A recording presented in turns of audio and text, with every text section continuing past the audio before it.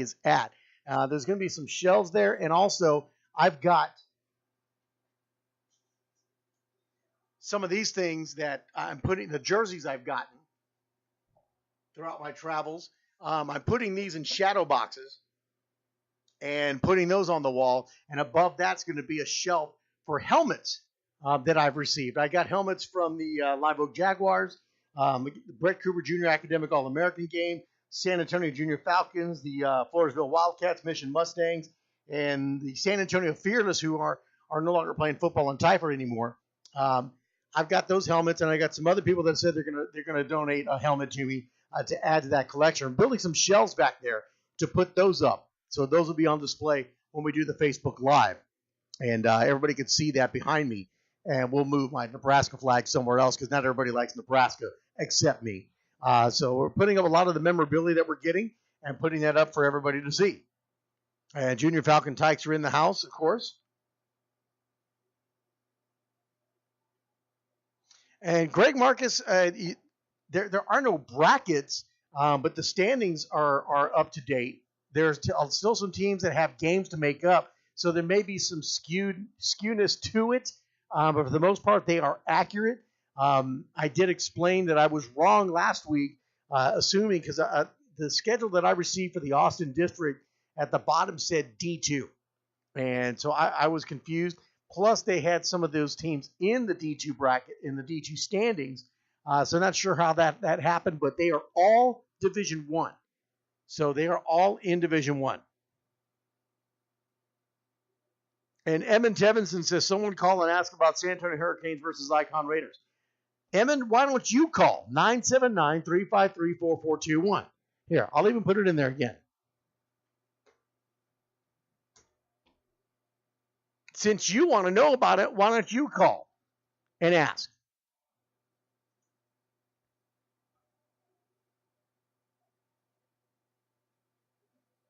So that's what we're doing here with the studio. We're getting things fixed up, getting things set up, so you have a good, clear view of what's here. You know, the memorabilia that I've received. We wear the shirts provided here on the Facebook Live viewing of the show here every night and on Wednesday nights. If you want to send us a T-shirt, send me an email at Kenny, KENNIE.long@tyfa.com. We'll give you an address to send that to, and you can send us a team shirt or a shirt from your team, and we'll wear it here on the Tyfa Radio Show. Hi, Tyfa Radio. Who's this? This is Vincent from San Antonio. Vincent from San Antonio. What prediction are you wanting? Well, I saw the breakdown. I guess they put it on that our game is going to be the game of the week, but the Texas Giants versus the Junior Mustangs, the juniors. I know Shane thinks that they're going to score on us, but so I'm doubtful about that. So the Texas Giants and who else? Junior Mustangs. And the Junior Mustangs.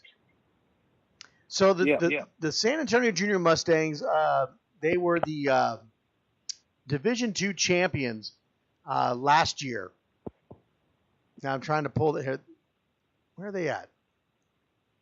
Yeah, Shane's Predators put a 50 piece on them a couple weeks ago. but he's saying that they're going to score on you. Yeah. Okay, so let's see here. So you're looking about the junior squad? Junior squad, yes, sir. I got to switch this to Division I. Let's take a look at the juniors here real quick. And we need to go to this. Fix this up here. Juniors, there we go. That's what I want to look at right there. All right, so the Texas Giants, you guys are ranked number 6 right now, 2-0, 81 points on offense, 24 points on defense. Whereas the Junior Mustangs, they did take a beating from the San Antonio Predators. They're 2-1, but they've scored 87 points on offense, but have allowed that 60, 50 of it coming from the San Antonio Predators. You know, you guys are ranked number 6 right now, but they've got a game up on you. They lost one game. You guys have got a game to make up, or you had a bye week, one of the two. I think this game's going to be closer than you think, although the Mustangs have lost some of those top players that they had in the championship game, which I did not know about prior to the Predators game. So I'm going to go with the Giants. I think the Giants will win the day, but I think that game may be a little tighter than you think. Well, I'm hoping for a good game that day. I'm hoping we don't get rained out like we've had all these other weekends. I just want to, I just want these boys and everybody to play some football. Oh, absolutely, and that's always the goal, and hopefully they'll get those games made up for you guys. I know Taifa is planning on getting those rescheduled, and again, I know the Giants reached out, wanted me to cover some games. I think it was on the 20th of October, but if you get a Sunday matchup during a makeup game, by all means, let me know, and we'll see what we can do to get out there for that. Yes, sir. Yes, sir. All right, have a great night. Oh, yeah, you have a good evening. Bye-bye. 979-353-4421, number to call if you want your requested prediction game. San Antonio Junior Mustangs, a great D2 squad last year. They win the championship in juniors. I understood they got a number of their players back from last year. Then I found out after the Predators game that some of those top skill players they had, they did lose. They did age out anyways. Or they went elsewhere, one of the two. So they're not quite as strong as they were, although they are still doing very well. 87 points on offense. They're scoring points. They're staying up with everybody else other than the Predators, who've got 148 points on offense, and the Kalinko Chiefs, who have 107 points on offense. Something to look at here. You got the Dale Valley Ducks in that junior division. They're 2-0 and ranked number 3 right now, but they've only scored 38 points on offense. So the question is, what's their competition been like? Has it been tight, or are they struggling on scoring points but yet winning games? So there's a lot that still has to be worked out as these games go along. We're only 3 weeks in to a lot of these teams. Some of them haven't even been able to get to 3 games yet. Some are still at 1-0, like the Mission Mustangs, and they're 1-0. Although I think this is okay. Mission Mustangs have scored 48 points in one game and not allowed any points on offense. And that's just one game. So they're even keeping pace with like a Wilco Tigers, who've had 2 games and only scored 31 points on offense. So the more this season goes on, remember, the way this system works, the algorithm works, the more games you play, the more cleaner that this top 10 picture starts to look. So you'll see some things that start to shift as we go along, like they have done. 979-353-4421. That's the number to call. We'll give you another 3 to 5 minutes.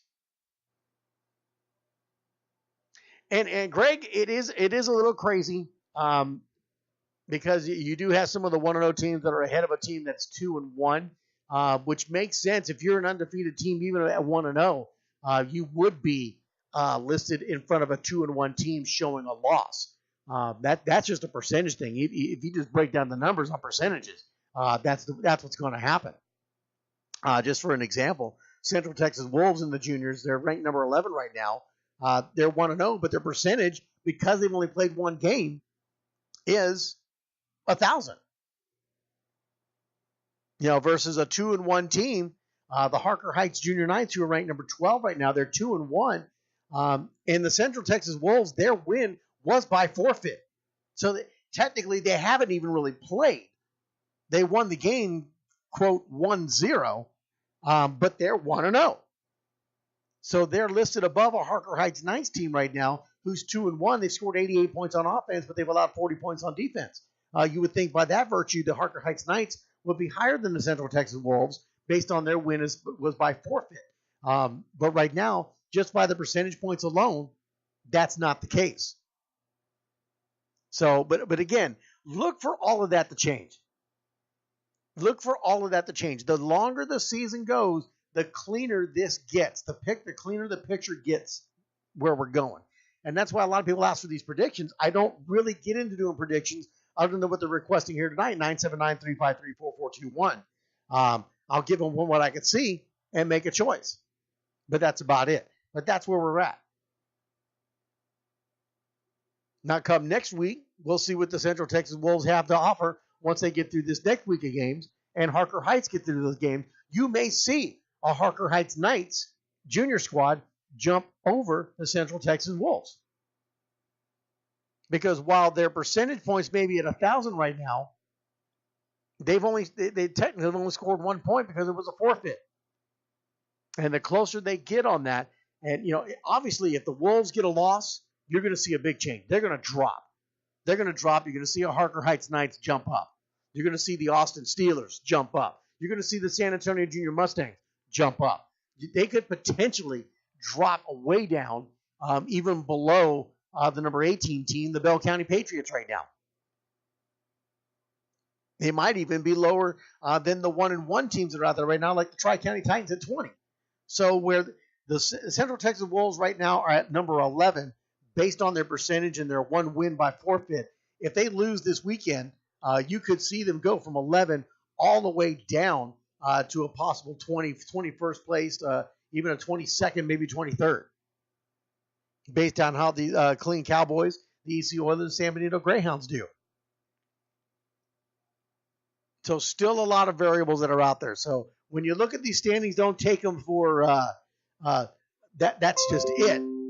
There's still a lot of season to play, and these things are going to change each and every week. Predators may be number 1 right now. They may be number 2 come next week.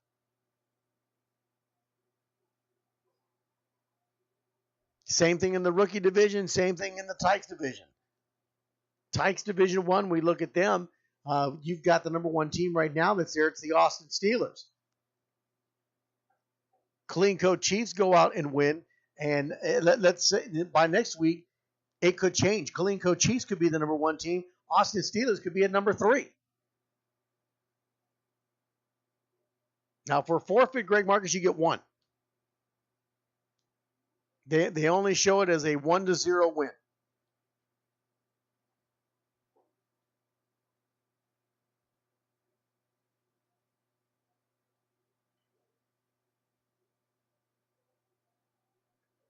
So there you go. That's where we're at. That's where the standings are at. Not much for predictions tonight, so I guess nobody wants to know anything. So we're going to call it a night. I'm going to get on out here and rest my throat as I got another heavy weekend of football coming up. And Damon Welch says, I predict Somerset Tykes over Atascosa Aggies.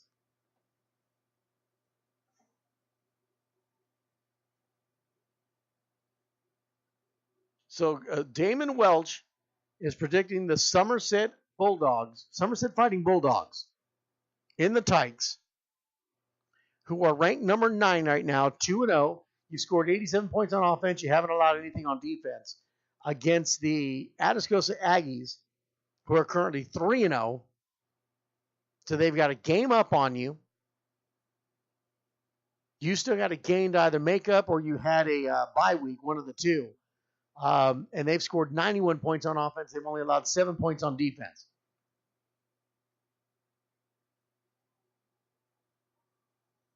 I would call that an upset.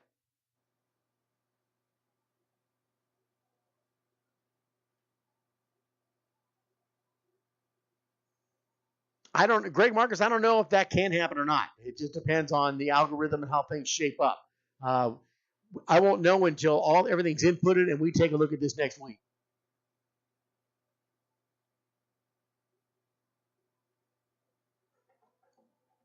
Tony Villalpando says the Chiefs will sweep again week 4, 4 weeks in a row.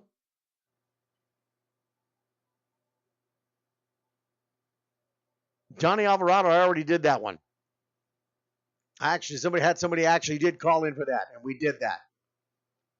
I took the Texas Giants over the San Antonio Junior Mustangs, but I expect that to be a little bit of a closer game that the Giants think it's going to be.